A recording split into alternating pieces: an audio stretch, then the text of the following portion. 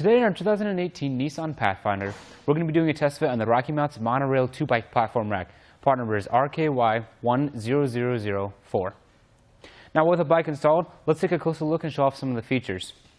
To start, this platform rack can tilt away from your vehicle to give you access to your trunk. What's really neat about how it tilts away is that you don't have to reach in here and pull any pins. It's going to be right here at the back so that you don't have to reach in when you have two bikes loaded. We're going to pull on this blue T-pin and tilt it away, like so. And then we can come in and we can access our trunk. As you can see, it doesn't come close with making contact with our bike, so other bikes with maybe a wider handlebar spread are going to be okay to put on there. But I can slip in here and I can get whatever I might need, and I'll be good to go. To tilt it back, just grab a hold of the bike rack and then bring it up till it latches like that. We have two different spots where our bike is connected. We have a ratchet strap on this back wheel cradle right here. You just got to pull it down tight and it keeps it strapped into that cradle. Then up here, we're going to have this wheel hook putting downward pressure on top of our front wheel into the front wheel cradle. What's nice about how this is connected is that it doesn't have any frame contact, so you don't have to risk your frame getting any type of scratches or abrasions. These back wheel trays pivot like so. That's going to help accommodate bikes of different lengths that you might have. Let's go ahead and remove it. We're going to push down on this blue tab, and that's going to release the strap. You always want to start with the strap first.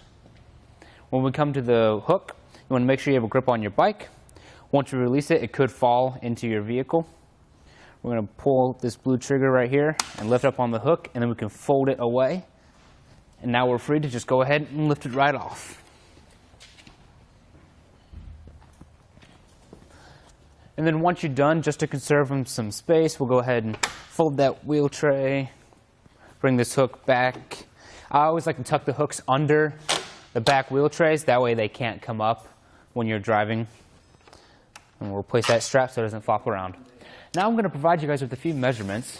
First, from the bumper of our Pathfinder to the outermost point of our bike rack, we've added on 35 inches to the back of our vehicle. We have a raised shank right here, so it goes up as we get farther out. So our ground clearance, we're looking at about 21.5 inches for ground clearance. So any potholes or curbs you might go up, you're not going to have a problem with any drag. Then the closest point of our bike rack to the bumper of our Pathfinder is 9.25 inches. So that's plenty of space right there. It's not going to make contact with your vehicle. We can conserve some space that we added onto the back of the vehicle by folding up the bike rack.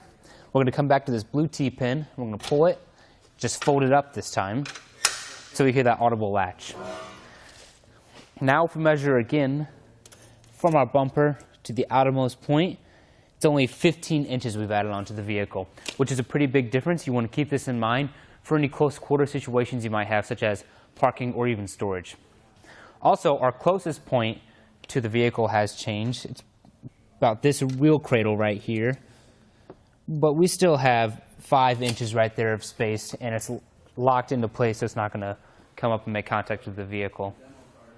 If we come down here and see how our bike rack's attached to our hitch, we have an anti-rattle bolt going through our 2-inch hitch receiver.